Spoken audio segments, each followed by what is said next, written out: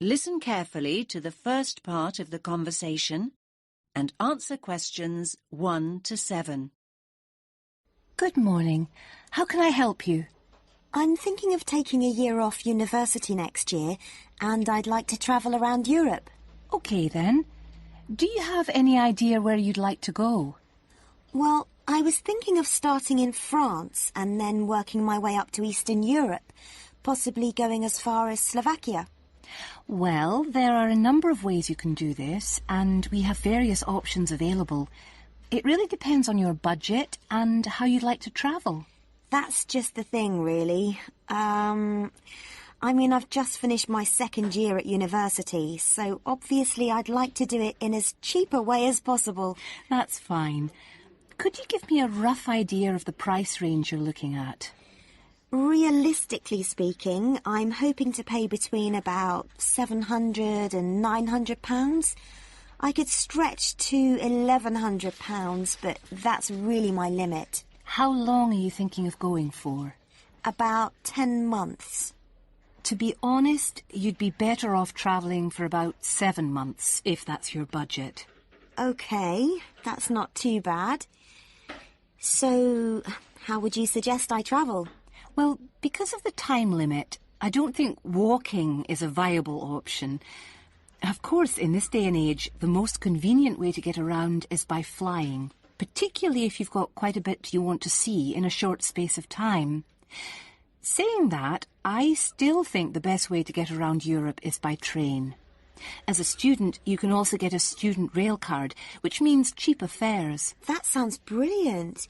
How do I go about getting a rail card? Well, if you decide that's what you want to do, then we can organise that all for you. You'll need to fill in a form and provide us with 2 passport photos, and we'll do the rest. It costs about £36 plus about £10 administration costs. Great. That's really not expensive at all. And what about buses? I was just thinking if I decide to go to places which are a bit more remote. There are always local buses, but these are not always a good idea. They can be quite unreliable and in some areas quite dangerous because the buses tend to be overcrowded and some of the drivers drive way too fast. So I would suggest you don't do this. That sounds quite frightening. So what are my options then? You could hire a car, but it can be expensive.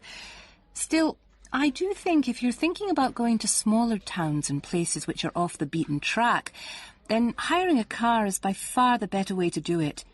You can also look at sharing the costs by hiring a car with someone else. That's a good idea. I guess I could put a message on the internet. You could do that, but don't forget that you meet people when you're travelling, and you'll probably find someone who's going to the same place as you are. That's true. I want to stay in youth hostels, so I'm sure I'll find people who are interested in going to the same places. Oh, one last thing. What about taxis? I was thinking about if I go out at night. I use taxis all the time here. But taxis abroad are a different story. In certain countries, they're no problem, but by and large, taxi fares are high. Oh. If you do go out at night, try walking home, but make sure you don't do this alone. Try and find people to go out with at night or come home at a reasonable time. But if you're staying in youth hostels, you should find plenty of young people to go out with at night. I'm sure I will.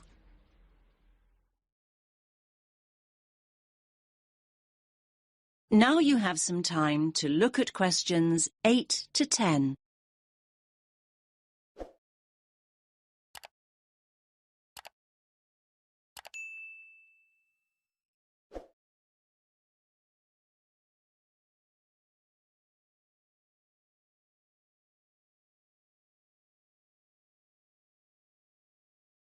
Now listen to the next part of the conversation and answer questions 8 to 10. Now, have you thought about how you'd like to travel to France? Not really, no. There are basically 3 ways. You can go by ferry, which leaves every day and night, or there's the hovercraft, which is more pricey, but will get you there quicker, and, of course, you could fly. Well, I don't think flying is an option for me, as it'll be too expensive. So I suppose I'll choose one of the other two. It's a pity, really, as I don't fancy the idea of travelling by sea. Last time I did that, I got terribly seasick.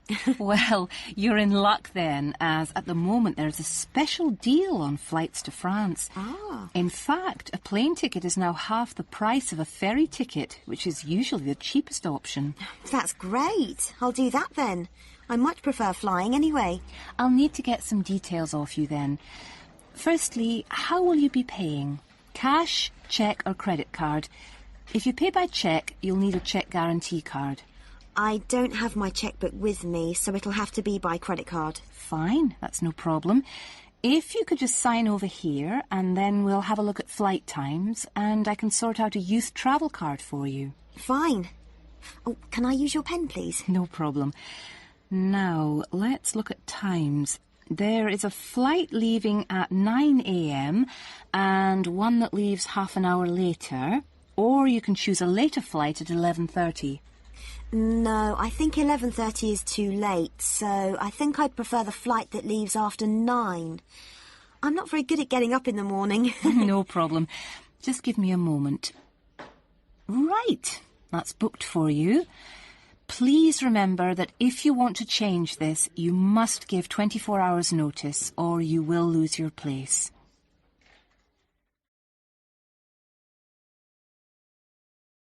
That is the end of part 1. You now have half a minute to check your answers.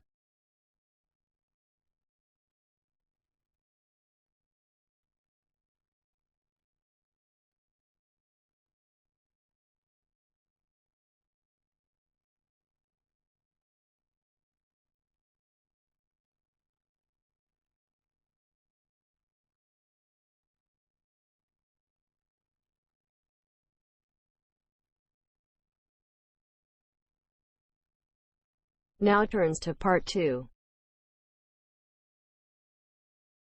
Part 2. First, you have some time to look at questions 11 to 17.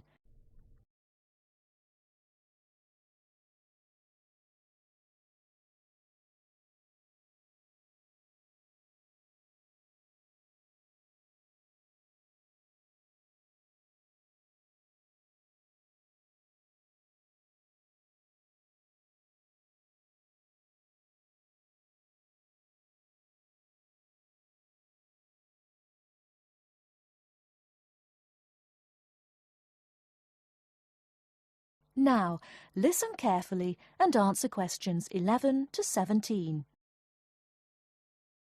Hello, and thanks everyone for coming here today. I know it's always a bit stressful going for a job interview, but it's best to be prepared. For any of you who may not know me, my name is Fiona Ogilvie, and my job is to offer guidance and support for students with special needs. Now, you wouldn't be here today if you weren't interested in finding a job in the holidays. So let's get down to it and see what things you need to be looking out for. Most of you, I hope, will be applying for jobs with the companies that have been recommended by the university. The reason for this is that we here at the university already know these companies and have established good working relationships with them. I've also been to visit all of them and checked out the facilities they have to offer. You really need to make informed choices when you're looking for a job and make sure you know before you even get to the interview stage that your needs will be met. But I know that some of you are applying for jobs independently and have looked at companies outside the university recommended list. So for you, it's best to plan ahead and be aware of what it is you may need while you're working. Things that you need to check when you go for an interview are there enough toilet facilities and are these easily accessible? Also, you want to check that all the public areas inside the building are barrier-free, so you can get direct access to these public spaces whenever you need to. And ask about ramps into the building, so you know how many there are and where they are located. These kinds of things are so much more difficult to sort out when you've started work, as they take time. But ramps are an absolute must, so please make sure you know where they are. Another thing you must make sure of is that the lifts have the correct lowered control panels. Ask if all the lifts have this facility or if it's only certain ones. Now, something I think that is often overlooked is working hours. What you want to make sure of is that you get flexi time. This basically means that your working hours are flexible and you can clock on and clock off in times that suit you. Within reason, of course. Most companies do recognise that it takes much longer for someone in a wheelchair to get on and off buses and trains. Public transport can take that much longer, so you need to be organised and prepared. And for those of you lucky enough to own a car, check how many disability parking spaces are available. Remember that it's your right to have a disabled parking space. These also need to be near enough to a wheelchair accessible entrance or ramp. OK, are there any questions before we move on? Before you hear the rest of the talk, you have some time to look at questions 18 to 20.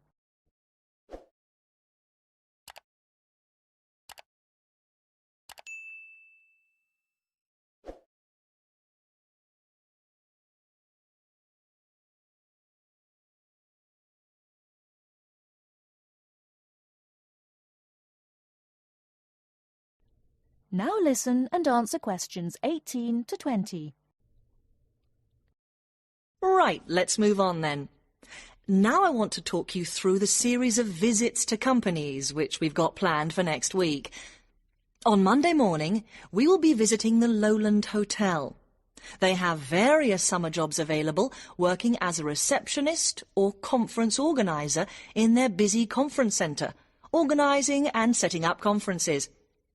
You need to be prepared for working in an office environment and spending quite a bit of time talking on the telephone. The bus leaves for the hotel at 9 a.m, so make sure you leave yourself plenty of time to get there. When you arrive at the hotel, please gather in the reception area and wait for someone to take you to your first session, which will be a talk.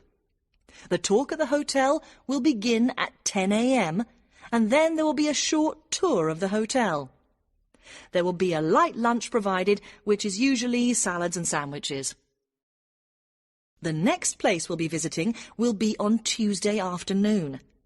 We'll be going to visit a little local company that makes handmade paper and cards. For those of you studying art, this may be just what you're looking for. We'll be taken on a tour of the company which lasts 3 hours.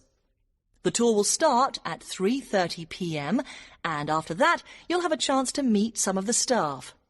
Tea and coffee will also be provided. We have no trips planned for Wednesday, but on Thursday morning we'll be going to Tobago Travel Agency. This is a very popular choice amongst our students because you can get student discounts on holidays. We've booked a coach for this, and it'll leave from outside the refectory at 8 a.m. You'll need to bring a packed lunch for this, so please don't forget. There is a little canteen where you can buy hot and cold food, but this is closed on Thursdays. Friday, we'll be having representatives from all the companies visiting us, so you will have a chance to ask any questions, and of course, put your name down on the list if you're interested in working for them over the summer. This event will take place in the main hall next to the library, and it'll run from 10:30 until 4. I really hope you make the most of this excellent opportunity to not only earn yourself some extra money, but also to gain experience of what it's like to work. And if you'd like to find out more, then please ask some of the students who worked last year. They're all wearing green badges and will be happy to speak to you afterwards. That is the end of part 2. You now have half a minute to check your answers.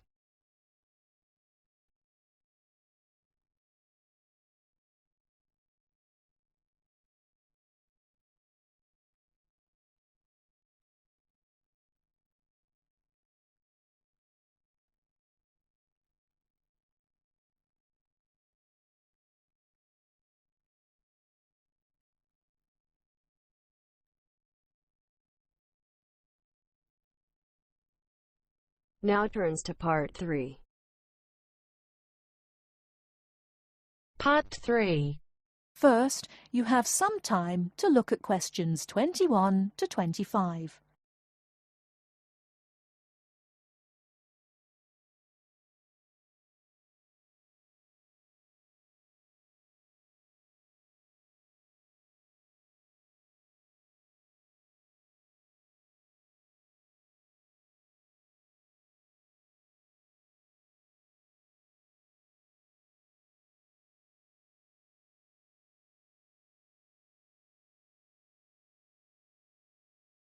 Now listen carefully and answer questions 21 to 25. Good morning, Mr. Thompson.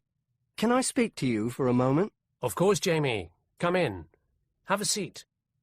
I've just finished looking through the reports for this term. It looks like the pupils are doing very well. Yes, I think they are. It's all going fine. So, Jamie, what's on your mind? Well, I've been thinking about next month's camping trip, the one for Year 10. Yes, we've got it scheduled for the 23rd to the 26th, if I'm not mistaken. Actually, I think it's the 24th to the 27th. Let's just check. Oh, right. Yes, you're right. So... Well, I've been thinking about how we might possibly make this year's event even better than last year's. Not that last year's wasn't great, but... Suggestions for improvement are always welcome, Jamie. So, what have you been thinking about? Well, to tell the truth, I wasn't completely happy with the camp we used last year. It was rather small, and I didn't feel that the grounds were particularly well kept. Go on. I did some searching, and I think I found the perfect spot.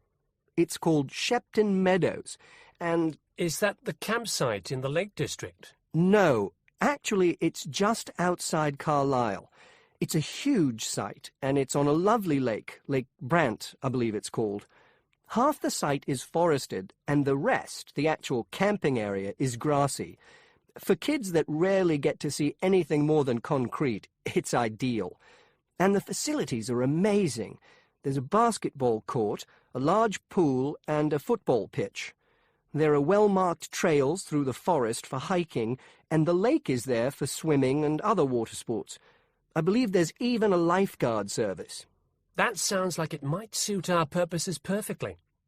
Did you happen to find out about availability and cost? Yes, as a matter of fact, I did. I called them yesterday evening, and there are plenty of spots available. And because we're a non-profit organisation, they said they would give me a reduction in the price. If I remember correctly, we paid £5 a head last year. Yes, per night, right? Yes, each child paid £10 for the 2 nights. Well, at this campsite, it's only £4 per night. And they told me that if we had over 50 children, which we do, they could give us a further 10% off. That's very reasonable, isn't it? Well, from what you've told me, I think we should probably go ahead and book. Excellent. I'm sure the children will love it. I'm sure they will. Before you hear the rest of the talk, you have some time to look at questions 26 to 30.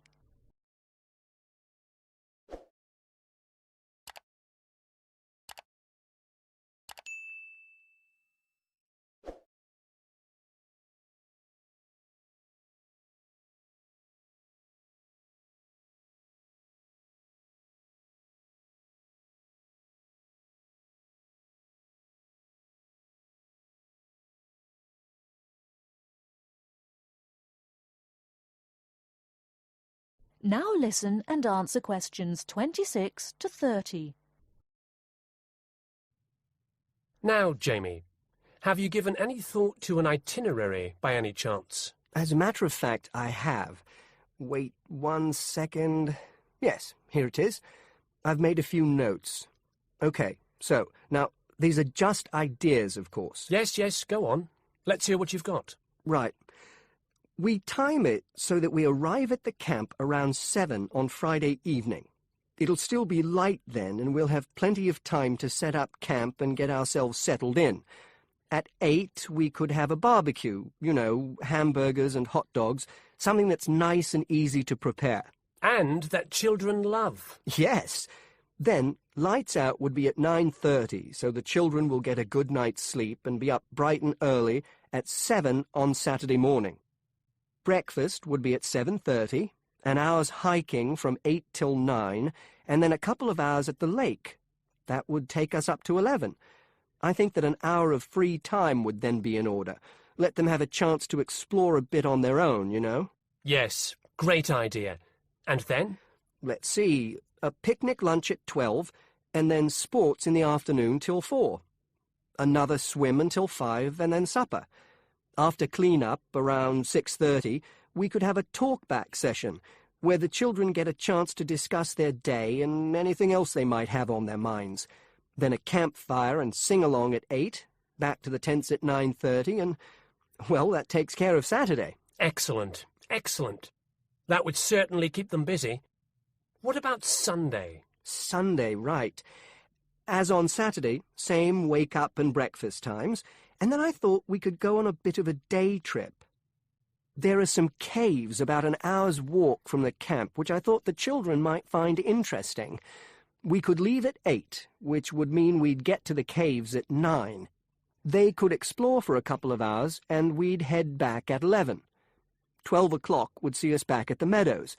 An hour's swim, and then lunch at 1.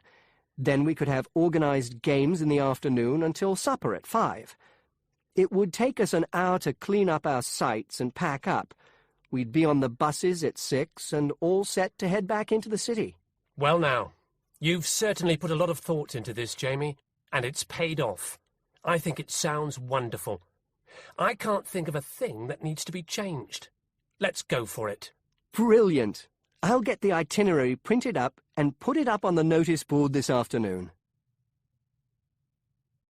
That is the end of part 3. You now have half a minute to check your answers.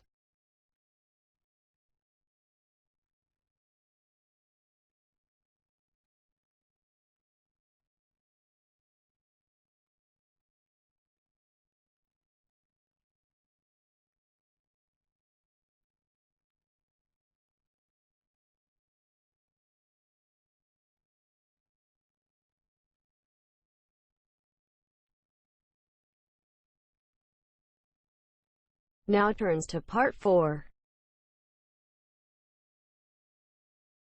Part 4. First, you have some time to look at questions 31 to 40.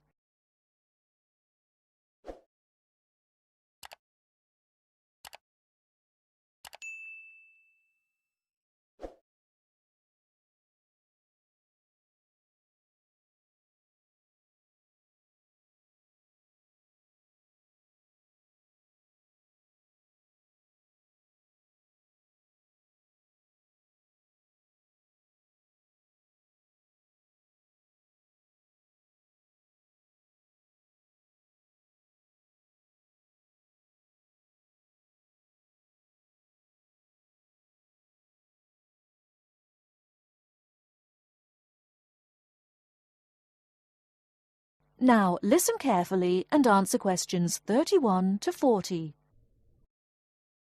Well, it's the beginning of the digital age, and technology is all set to completely revolutionise the way we watch TV, videos and DVDs and play computer games at home. Here to tell us more about how we will be spending our leisure time at home in future is Anna Zabel. Hello. Yes. There will be huge changes in the way we use television, radio and new media in future. By this, I mean we will be able to do what we want, where we want and when we want. The result is that our homes will increasingly become home theatres, and all our entertainment at home will be available at the touch of a button. Now, most home entertainment these days is delivered over wires, but this is changing thanks to high-speed broadband. Downloading will become easier, and studios will eventually release movies, songs and video games directly to the consumer. So, for example, instead of a film opening on the big screen and eventually appearing on television, video and the internet, It can appear in all formats at once. This means that we will have more choice and control over the media we use. So, how will we use this media in our homes in future? There will be big changes in how we watch video and television. Several research groups and companies are trying to add depth to TV and other video displays in the form of a third dimension. So television and video screens will have depth. What do you mean by depth exactly? Do you mean 3D, like a hologram? That's right. When we say that a hologram has 3 dimensions, it means that we can see not only up and down and left and right, but forwards and backwards too. When we talk about dimensions, we call forwards and backwards depth. So when we say that a hologram has 3 dimensions, it means we can see up and down and left and right, just like a picture or photo. But we can also look into the hologram because the image it contains has depth. So instead of watching films on a flat screen, we will be watching them in 3D? Absolutely. Well, as we live in a 3D world, we shouldn't really be watching television and films in 2D, and the technology to make this happen is already there. 3D screens are being developed which can be placed throughout the house, even in busy areas of our homes, like doorways and halls. Now, these screens appear to float in air. So in the future, 3D holographic images will be sent into our homes, and we will be able to experience the action as if it is taking place right in front of our eyes. So, the action won't just look real, it will be real. Incredible! How does this technology work? Well, to get true 3D, each of your eyes has to see a slightly different image. 3D screens interweave multiple images in vertical stripes using special coatings and filters built into the screen. This means that each eye sees a different set of stripes. These screens are called lenticular screens. Now, these screens are easy to produce, and some laptop PCs and cell phones already have them. However, lenticular screens do have one disadvantage. The strain on the eyes and brain of putting together a 3D image from 2 flat ones can result in headaches and dizziness. But a few companies have developed a hologram 3D display which does not cause these problems. Instead of building images, then leaving them to the brain to put together, holograms create a whole image that reaches the eye exactly the way light from a real object does. You can even walk part of the way around a holographic image to see side and back views, just as you would do if the object was right in front of you. Twin holograms will let a couple watch 2 different programs on the same screen, even if they sit next to each other on the living room sofa. So no more arguing about which program to watch. That's right. Patio screens are being developed too. Patio screens? What are they exactly? Well, a patio screen is a big inflatable screen, which means you can take it outside your home and watch a film in your garden. Some patio screens are even equipped with DVD players, and some new ones may even have a wireless connection. Amazing developments there. Well, join us after the break when we will be talking. That is the end of part 4. You now have half a minute to check your answers.